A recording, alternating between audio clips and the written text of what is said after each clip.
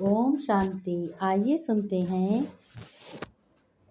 19 जून 2025 की प्यारे प्यारे शिव बाबा की मीठी मीठी ज्ञान मुरली और ईश्वरी महावाक्य। आज परमपिता परमात्मा शिव बाबा स्वयं भगवान निराकार शिव बाबा ने क्या कहा, मीठे बच्चे मेरे, अभी तुम ईश्वरी क्या बने हो, औलाद बने हो, क्योंकि तुम ईश्वर के बच्चे बने हो। तुम्हारे में कोई आसुरी गुण नहीं होने चाहिए। भगवान ने स्वयं कहा है सभी मनुष्य आत्माओं से, बच्चों से, भक्तों से कि बच्चों तुम अभी भगवान की बच्चे बने हो, भगवान की औलाद बने हो, जिनको ईश्वरीय औलाद कहते हैं। तो तुम्हारे में कोई भी गलत चलन नहीं होनी चाहिए, असुरों की तरह चलन नहीं होनी चाहिए। और फिर आगे क्या कहा भगवान शिव बाबा ने कि अपनी उन्नति बच्चों, अपनी उन्नति अपने आप करनी है, गलत फहमी नहीं करनी है और गफलत में नहीं रहना है। शिव बाबा कहते हैं बच्चों गफलत में बिल्कुल नहीं रहना है, ना गलत फहमी में सोचना है कुछ भी। प्रश्न में बाबा ने कहा बच्चों आप संगम युगी ब्राह्मण बच्चों को कौन सा निश्चय और नशा रहता है। तुम बच्चे ब्राह्मण हो, कौन युग के हो, संगम युग के हो। तो तुम ब्राह्मण बच्चों को बाबा कहते हैं कौन सा नशा निश्चय होना चाहिए, कौन सा नशा है निश्चय होना चाहिए। उत्तर में स्वयं भगवान शिव बाबा निराकार परमपिता भगवान ने बताया बच्चों हम बच्चों को निश्चय और नशा है कि अभी हम ईश्वरी संप्रदाय के हैं। ये ब्रह्मा दादा ने कहा है कि हम सभी लोगों को यही नशा होना चाहिए कि हम ईश्वरी संप्रदाय के हैं। हम स्वर्गवासी विश्व के मालिक भी बन रहे हैं और उसके बाद में संगम पर हम लोग ट्रांसफ़र हो रहे हैं। आसुरी औलाद से ईश्वरी औलाद बन रहे हैं। इसलिए तुम्हें 21 जन्मों तक स्वर्गवासी बनना है। इससे भारी कोई वस्तु नहीं है, इससे अच्छी कोई भी वस्तु नहीं है, इससे अच्छा कोई भी ज्ञान नहीं है। भगवान जब अपने बच्चों को बताते हैं सारी बात, श्रेष्ठ मति देते हैं, श्रीमत देते हैं, कहते हैं बच्चों तुम्हें श्रेष्ठ बनना है, तुम्हारे कर्म श्रेष्ठ होने चाहिए, तुम भगवान के बच्चे हो, इसलिए तुम्हारे गुण भी भगवान जैसे होने चाहिए। बाप बैठ परमपिता परमात्मा स्वयं भगवान शिव बाबा निराकार अपने बच्चों को बैठकर समझाते हैं। तो क्या समझाते हैं बच्चों को? कहते हैं बच्चों अक्सर करके मनुष्य क्या पसंद करते हैं? शांति को पसंद करते हैं। घर में अगर बच्चों की खिटखिट है यानी खिटपिट है, लड़ाई है, तो अशांति रहती है। लेकिन बच्चों तुम्हें क्या करना है? अशांति से तुम्हें खिटपिट से, अशांति से तुम्हें दुख भासता है। अशांति जब होती है, खिटपिट होती है, तो दुख होता है, महसूस होता है। शांति से तुम्हें क्या अच्छा लगता है? सुख अच्छा लगता है। यहाँ तुम बच्चे बैठे हो तो तुमको कहा गया है भगवान परमपिता परमात्मा अपने सत्य पिता को याद करो, अपने को आत्मा समझो और तुम्हारे मुख से अशांति बिल्कुल भी ना निकले, शांति ही निकले। इसलिए भगवान स्वयं शिव बाबा कहते हैं कि मैं शांति का सागर हूँ और तुम मुझे याद करो। सागर बाप को याद करने से तुम्हें क्या मिलता है? अधिकार मिलता है, सुख मिलता है ना।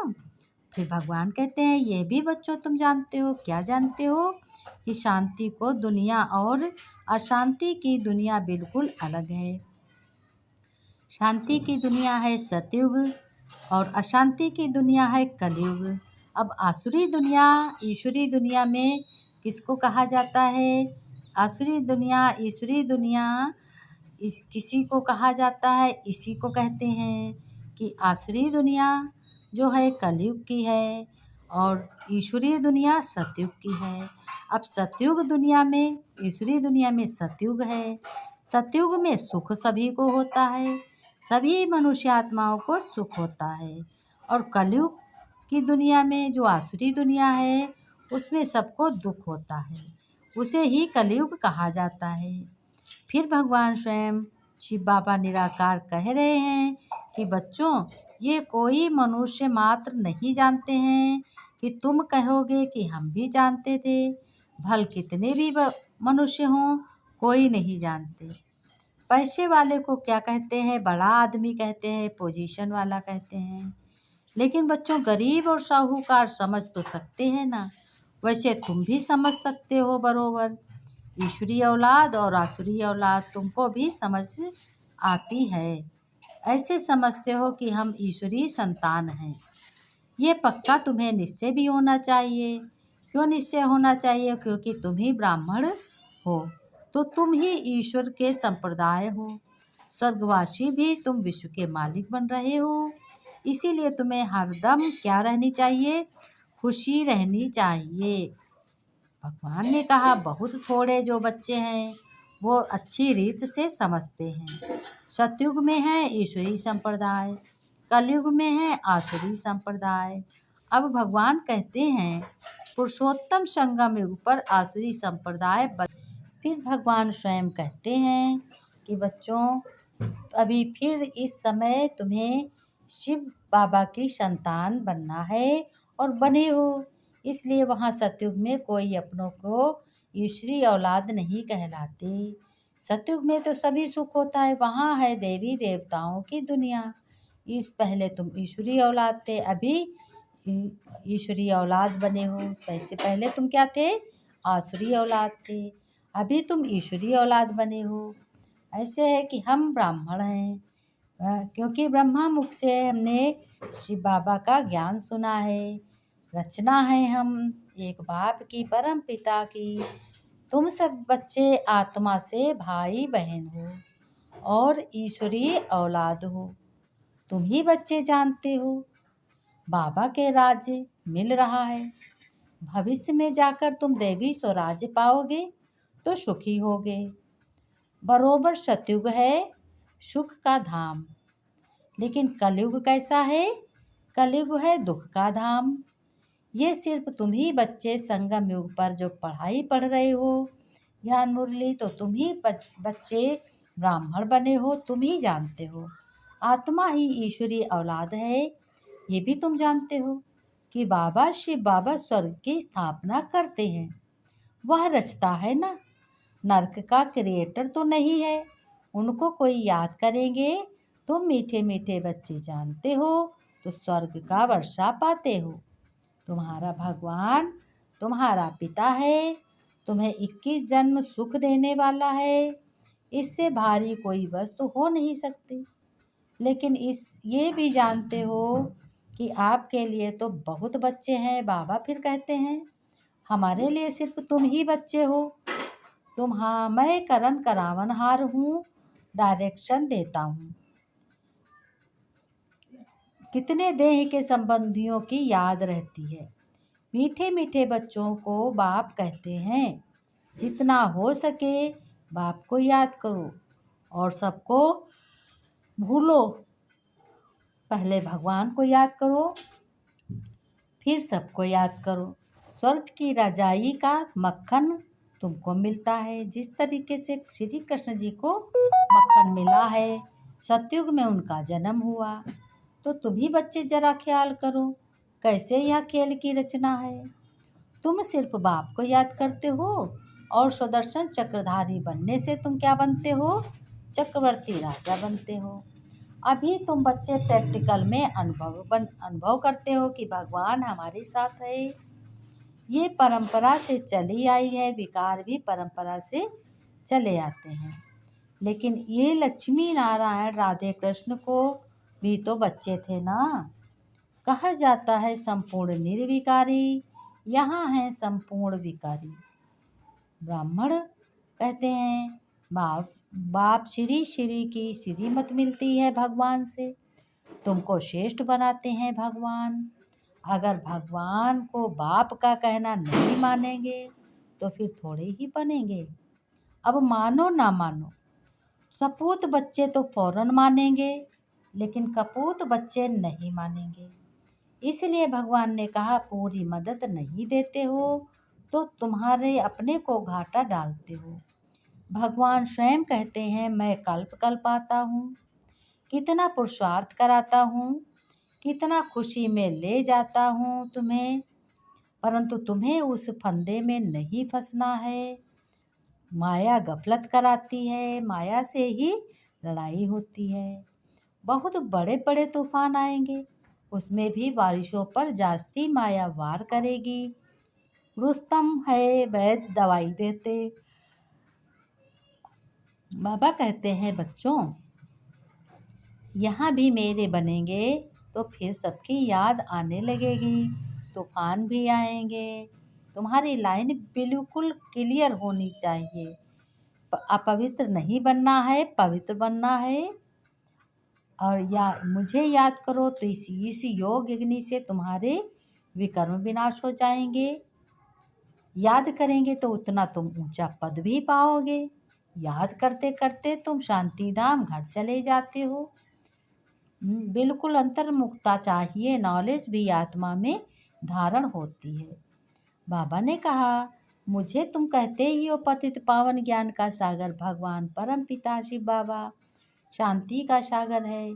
जो मेरे पास है वह तुमको सब देता हूँ। भगवान ने कहा, बच्चों जो मेरे पास है, सुख शांति आनंद पवित्रता जो कुछ भी है सब तुमको देता हूँ। बाकी सिर्फ दिव्य दृष्टि को चाबी नहीं देता हूँ। उसके बदले फिर तुमको क्या करता हूँ, विश्व का मालिक भी बनाता हूँ। लेकिन साक्षात्कार में कुछ है ही नहीं, मुख्य है पढ़ाई की बात। मीरा की भेंट में तुम अपने सुख की भेंट करते हो, वह तो कलयुग में थी। आज कलयुग में भी बहुत मीरा हैं। दीदार फिर क्या किया, दीदार भी किया, फिर क्या हुआ। भक्ति को माला ही अलग है, भक्ति की माला जो है वह अलग है, और ज्ञान मार्ग की माला अलग है। रावण की राजाई भी अलग है, लेकिन तुम्हारी राजाई अलग है। रावण की राजाई है दुख, तुम्हारी राजाई है सुख। इसलिए रावण की राजाई अलग है और तुम्हारी राजाई अलग है। मीठे मीठे बच्चे, बाबा ने कहा, सिक्किल के बच्चों प्रति माता पिता बाप दादा का याद प्यार और गुड मॉर्निंग। रूहानी बाप की रूहानी बच्चों को नमस्ते। बच्चों ने नमस्ते की, हम रूहानी बच्चों की रूहानी बाप दादा को याद प्यार नमस्ते नमस्ते गुड मॉर्निंग। धारणे के लिए बाबा ने कहा, याद के बल से अपनी कर्मेंद्रिया ऐसी बस करनी है जो कोई भी चंचलता ना रहे। टाइम बहुत थोड़ा है, इसलिए अच्छे रीत पुरुषार्थ करके तुम्हें माया जीत बनना है। भगवान स्वयं परमपिता बाप जो हैं ज्ञान देते हैं, उसे अंतर्मुखी बनकर धारण करना है। लेकिन कभी भी आपस में लड़ना झगड़ना नहीं है। बाप को अपनी खुश खैराफत का समाचार जरूर भगवान को देना है। वरदान में कहा, कल्याणकारी वृत्ति द्वारा सेवा करने वाले सर्व आत्माओं की दुआओं के अधिकारी हो तुम। कल्याणकारी अति दुआएं तो अकल्याण का कर्तव्य हो नहीं सकता। जैसा तुम्हारा कार्य होता है वैसी तुम्हारी धारणाएं होती है। अगर कार्य याद रहे तो सदा तुम रहम दिल बनोगे, सदा महादानी रहोगे। हर कदम में कल्याणकारी वृत्ति से चलेंगे। मैंपन नहीं आएगा, निमित्तपन याद रहेगा।